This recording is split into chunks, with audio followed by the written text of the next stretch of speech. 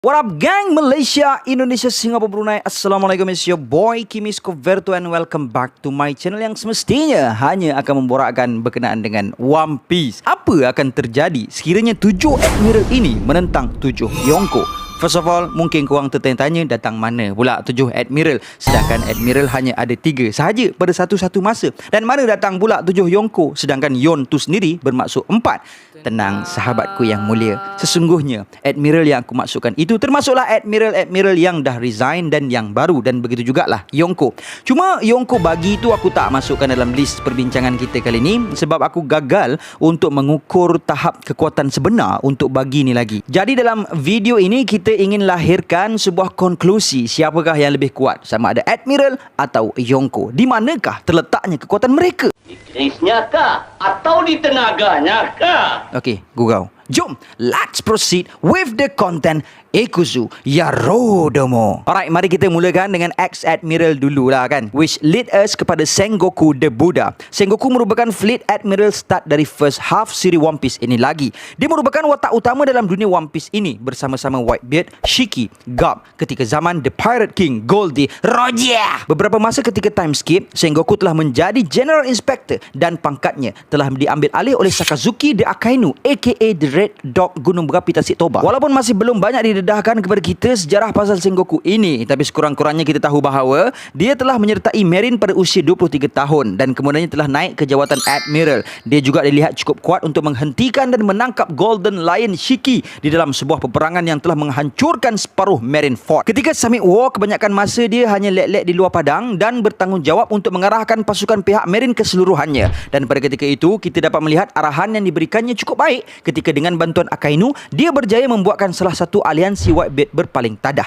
Sengoku merupakan pengguna Devil Fruit Hitonomi model Daibutsu, iaitu sejenis mythical Zoan Devil Fruit yang memberi kemampuan kepadanya untuk bertukar menjadi Golden Buddha yang telah mengurniakan kepadanya peningkatan dari segi kuasa dan kekuatan yang cukup mendadak. Dalam form Golden Buddha ini mampu untuk memberikan kepada dia kemampuan untuk mengirim sebuah Golden Shock Wave dengan mengkedepankan high five-nya, dan high five tersebut dilihat cukup kuat untuk mencederakan bahkan Blackbeard Pirates. Ketika Sengoku pertama kali menggunakan kemampuan Devil Fruit ini ketika cuba untuk mengeksekusi Ace dan Luffy, Marine yang ada berhampiran di situ mengatakan bahawa mereka langsung tidak pernah menyaksikan Sengoku menggunakan kemampuan itu sebelum ini. Di sini sama ada menunjukkan bahawa Sengoku jarang menggunakan teknik tersebut atau mereka tersebut sahaja yang noob, yang kurang meneliti pertarungan Sengoku sebelum ini. So pada aku, kiranya dalam situasi one by one untuk bertarung dengan Whitebeard ketika usia Marine Fort-nya, mungkin pertarungan tersebut akan menjadi seimbang sebab kita boleh tengok Sengoku dibariskan bersama Shiki, Roger dan Whitebeard pada usia prime-nya. Dan kalau untuk berhadapan dengan Yonko yang lain seperti Shanks, Kaido, Big Mom, Luffy dan Blackbeard, mungkin Sengoku akan berhadapan dengan masalah. Kerana in my thought, penghalang utama bagi Sengoku adalah usianya. Kerana dalam sesebuah pertarungan, durability adalah sangat penting untuk terus kekal bertenaga dalam tempoh pertarungan yang lama. Ex-Admiral seterusnya, Aokiji Kuzan. Sedar tak sedar, Kuzan adalah Admiral pertama yang diperkenalkan sepanjang siri One Piece ini berlangsung. Dan ketika itu, kita boleh melihat kru Mugiwara berada di Long Land Island, dan kita dapat melihat betapa helplessnya the whole Mugiwara Pirates berhadapan dengan Boy Ice ini. Dengan kemampuan Hie Nomi, iaitu sejenis logia Devil Fruit, Kuzan mampu untuk menghasilkan, mengawal dan menukarkan tubuhnya menjadi ais. Kemampuan Kuzan dapat kita lihat dengan jelas ketika dia bertarung di Summit War, iaitu ketika dia secara direct berhadapan dengan Whitebeard, the strongest man in the world, dan juga bertarung dengan Jozu, which is salah seorang daripada orang kuat Whitebeard, bahkan mampu untuk kalahkan Jozu yang boleh dikatakan dengan mudah. Dan kita dapat melihat setelah Summit War, Kuzan hanya mendapat kecederaan yang ringan sahaja di sini. Setelah Marineford War, Kuzan dicalonkan untuk menjadi Fleet Admiral, namun telah dikalahkan di dalam sebuah pertarungan 1 lawan 1 menentang Akainu. Sungguh pun kalah, namun Kuzan tetap memberikan luka yang banyak pada tubuh Akainu, menunjukkan cabaran besar yang ditempuh Akainu sebelum menang. Setelah kalah, Kuzan telah meletakkan jawatannya dari Marine, dan ketika bertembung dengan Blackbeard Pirates, kita dapat melihat betapa dengan tenang dan perkasanya Kuzan dalam membekukan Sanjuan Wolf, Vasco Shot dan Pizarro, dan dia langsung tidak teragak-agak untuk berhadapan dengan Blackbeard the Yonko. Dan dalam chapter yang sama juga, kita dapat melihat yang dia langsung tidak teragak-agak untuk berhadapan dengan bekas gurunya sendiri, Monkey D. Garp. Dan dalam cover page Jerma Double Six Cold-Blooded Voyage juga, kita dapat melihat dengan hanya bantuan Ogre, Kuzan bahkan mampu untuk menerobos masuk Whole Cake Island bagi menculik Charlotte Pudding dan dengan mudah mengalahkan Charlotte Cracker. Jadi in my thought, setelah dengan mudah mengalahkan Jozu, Commander Whitebeard, Cracker, Commander Big Mom, Sanjon Wolf, Vasco Shot dan Pizarro, Titanic, Captain Blackbeard, aku merasakan yang Kuzan mampu untuk menyeimbangi pertarungan antara dia dengan Whitebeard dan Big Mom. Cuma aku rasa macam ragu-ragu sikit kalau nak kata Kuzan mampu untuk kalahkan Kaido, Luffy, Blackbeard dan Shanks. Akainu dipercayai sebagai antara admiral terkuat dari kalangan admiral-admiral yang lain oleh fans, dan disebabkan oleh fahaman justice yang dibawa oleh Akainu, dapat kita katakan bahawa Akainu adalah admiral yang paling gangsta antara admiral-admiral yang lain.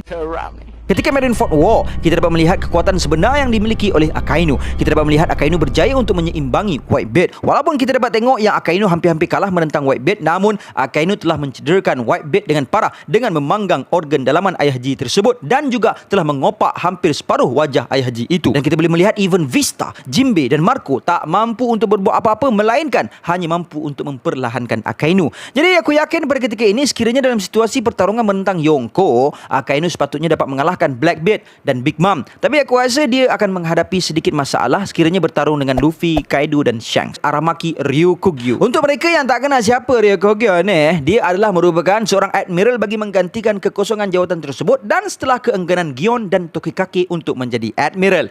Kita dapat melihat kekuatan Ryukugyu dengan mendengar berita tentang pertarungannya bersama-sama Fujitora menentang Commanders Revolutionary Army. Dia juga bahkan dengan mudah mengalahkan King dan Queen yang pada aku berkemungkinan pada ketika itu Queen dan King sedang dibelenggu di udon. Dengan kemampuan Mori Nomi, iaitu sebuah devil fruit Logia, Ryukugyu mampu untuk menghasilkan, mengawal dan mengubah tubuhnya menjadi tumbuh-tumbuhan. Walaupun bersifat Logia, serangan tanpa haki juga mampu untuk mencederakan dirinya, namun berkat devil fruitnya, dia mampu dengan mudah untuk recover dari kecederaan dan cara dia regenerate juga agak unik, iaitu dengan cara muncul sebagai tunas dari tanah, membesar dan kemudian kembali ke bentuk asal manusiawinya.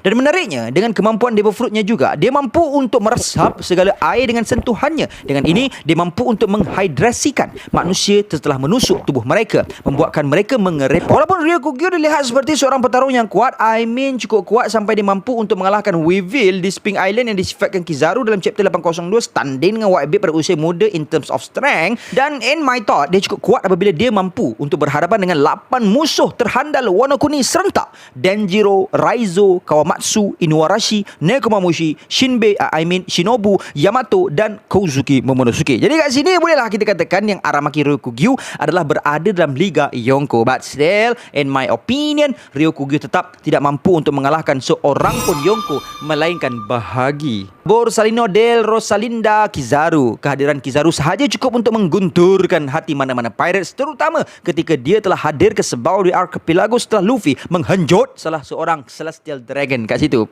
Puas hati syak tengok ni. Main sekali lagi? Okey, dah.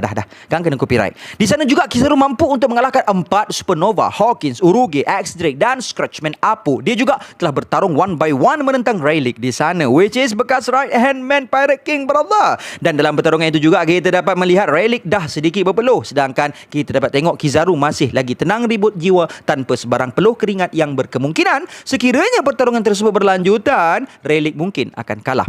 Dan ketika di Marineford War juga kita dapat melihat dia mampu untuk menyaingi Commanders Whitebeard. Bahkan dia turut memberi saingan yang hebat kepada Whitebeard sendiri. So pada aku, sungguh pun dengan segala pertunjukan kekuatan Kizaru ini yang melayakkan dia untuk berada di dalam Liga Yonko, tapi aku rasa dia masih belum mampu untuk mengalahkan mana-mana pun Yonko, melainkan bahagi Fujitora. Kekuatan Fujitora dapat kita lihat ketika di Dressrosa apabila dia mampu untuk menyaingi Sabo. Dan dalam pertarungan menentang Sabo ini, kita dapat melihat seolah-olah dia tidak menggunakan sepenuh tenaganya. Fujitora juga mampu untuk mengalahkan Jack yang merupakan salah seorang komander bagi Kaido, dan dia juga mampu dengan mudah untuk menepis serangan Zoro dan menghantar kawan tu jatuh ke bawah tanah. Walaupun kita dah dapat menyaksikan Fujitora bertarung dengan beberapa lawannya, namun kita masih belum melihat dia berlawan dengan bersungguh-sungguh. Sebab masa dia lawan dengan Luffy kat sini pun, kita 100% yakin yang kedua-dua mereka ini tidak bertarung dengan sepenuh tenaga jiwa raga mereka. Namun in my thought, mungkin Fujitora adalah lawan yang mungkin akan memberi tentangan yang hebat buat Big Mom, namun tidak untuk Yonko yang lain.